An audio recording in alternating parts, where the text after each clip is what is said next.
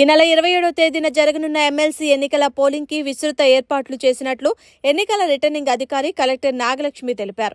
Collector కార్యాలయంలో మంగళవారం ఆమె మీడియాతో మాట్లాడారు.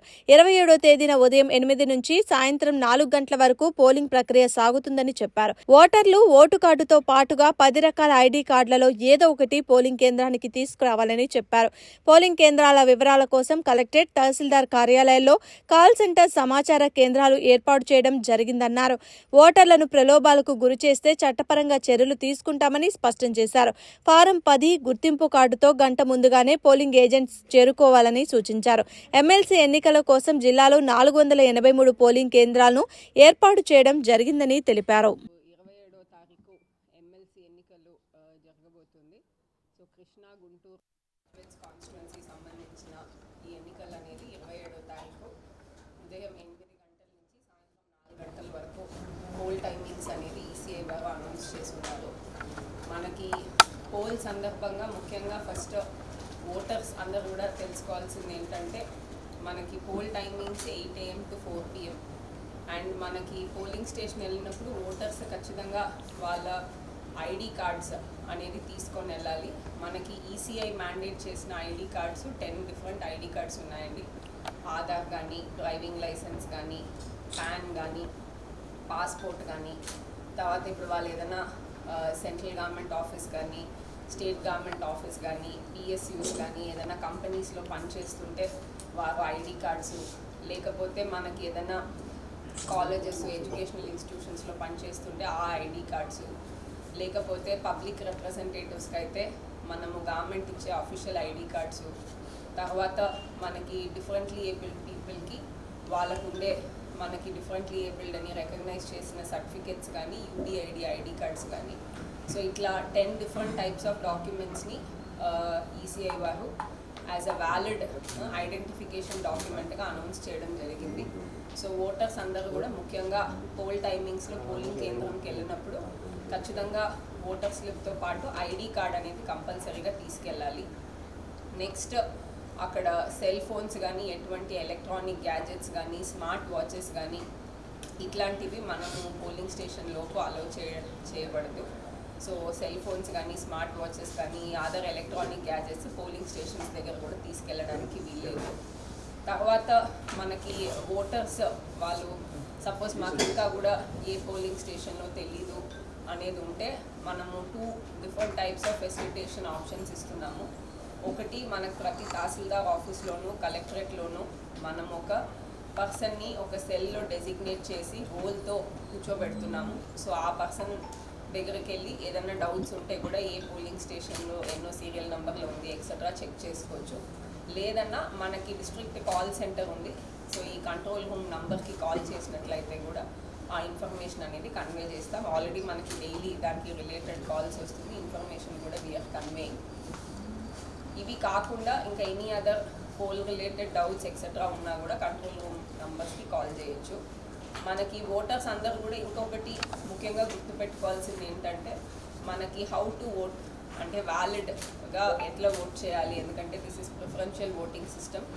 సో ఒక క్యాండిడేట్కి ఫస్ట్ ప్రిఫరెన్స్ ఇవ్వాలి, సబ్సిక్వెంట్ క్యాండిడేట్స్కి ప్రిఫరెన్స్ ఇవ్వచ్చు, ఇవ్వకపోవచ్చు. ఇచ్చిన ఎడల దాంట్లో కొన్ని గైడ్ లైన్స్ పాటించాల్సి ఉంది. So then only that vote will be considered as valid vote. So ఈ హౌ టు ఓట్ దీనికి సంబంధించిన డూస్ అండ్ డోంట్స్ అని ఒక పోస్టర్ కూడా మనం ప్రతి పోలింగ్ స్టేషన్ బయట డిస్ప్లే చేస్తున్నాము. సో ఎవరన్నా డౌట్స్ ఉన్నా దాన్ని కూడా చెక్ చేసుకునే అవకాశం ఉంటుంది. Similarly coming to contesting candidates, మనకి 25 కంటెస్టింగ్ క్యాండిడేట్స్ ఉన్నారు. సో ఈ 25 కంటెస్టింగ్ క్యాండిడేట్స్ డీటెయిల్స్, వాళ్ళ నేమ్ కానీ, పార్టీ అఫిలియేషన్ కానీ, ఫొటోస్ కానీ, వాళ్ళు ఏ సీరియల్ నెంబర్లో ఉన్నారు అనేది కూడా మనము పోలింగ్ స్టేషన్ బయట లిస్ట్ ఆఫ్ కంటెస్టింగ్ క్యాండిడేట్స్ అనేది డిస్ప్లే చేస్తాము. సో అందరికీ కూడా అది చూసుకొని వాళ్ళకి ఎవరైతే నచ్చిన అభ్యర్థి ఉన్నారో వాళ్ళకి ఓటేసుకోవడానికి అవకాశం ఉంటుంది. సిమిలర్లీ అందరూ కూడా ఇంకొకటి ముఖ్యంగా నోట్ చేయాల్సింది, ప్రిఫరెన్స్ ఓటింగ్ అన్నప్పటికీ మనము ఏ పెన్తో అట్లా రాయడానికి లేదు. కమిషన్ ఇచ్చే marking instrument which is a violet colour sketch pen, అది పోలింగ్ స్టేషన్లోనే మీకు బ్యాలెట్ పేపర్ ఇచ్చినప్పుడు ఇస్తారు. దాంట్లో మాత్రమే ఓట్ అనేది మార్క్ చేయాలి. రెగ్యులర్గా మన దగ్గర ఉన్న బాల్ పాయింట్ పెన్నో, పెన్సిల్లో, అదర్ మార్కింగ్ ఇన్స్ట్రుమెంట్స్తో ఓట్ అనేది మార్క్ చేయడానికి లేదు. పోస్టల్ బ్యాలెట్ వచ్చిన వాళ్ళు they can mark with whatever available at home. But polling స్టేషన్కి వెళ్ళిన వాళ్ళు ఖచ్చితంగా ఆ వైలెట్ కలర్ స్కెచ్ పెన్తోనే మార్క్ చేయాలండి. Violet colour sketch pen that to given by the officer inside the polling station.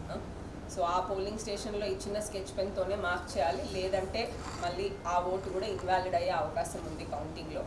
So voters ఇదంతా కూడా పాటించాల్సి ఉంది. Next coming to parties, candidates plus in general MCC related activities, మనకు నిన్న evening 4 o'clockతో campaign period అనేది close అయింది.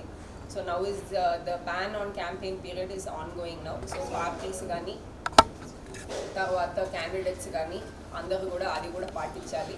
And మనకు ముఖ్యంగా poll day related facilitation issues వచ్చినప్పటికీ పోల్ డే రిలేటెడ్లో ఫస్ట్ అండ్ ఫార్మోస్ట్ ఓటర్స్కి ఎటువంటి బ్రైబింగ్ కానీ, ఇంటిమినేషన్ కానీ, థ్రెట్ కానీ ఇట్లాంటి యాక్టివిటీస్లో ఇన్వాల్వ్ అవ్వడం కరెక్ట్ కాదు. It is a serious punishable offence.